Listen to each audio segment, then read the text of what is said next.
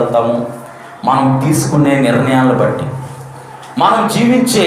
జీవిత విధానాన్ని బట్టి, మనం సరైన నిర్ణయాలు తీసుకోక, దేవుని యొద్ద సరిగా కనిపెట్టక, సరైన నిర్ణయాలు తీసుకోక, మనకు తోచినట్టు జీవించి, మనకు నచ్చినట్టు మనం జీవించి, దేవునికి కోపం పుట్టించి మనమే జీవిస్తూ ఉంటే, దేవుడు మనల్ని పరిశీలించి పరిశోధించి వెండిని నిర్మలము చే రీతిగా మనల్ని శుద్ధి చేసి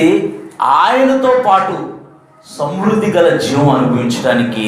దేవుడు మనకి కృప అనుగ్రహించాడు. అందుకే యేసు ప్రభువారు ఈ భూలోకంలో జీవిస్తున్న కాలంలో తన ప్రేమను వెల్లడిపరిచారు. లూకా సువార్త 6వ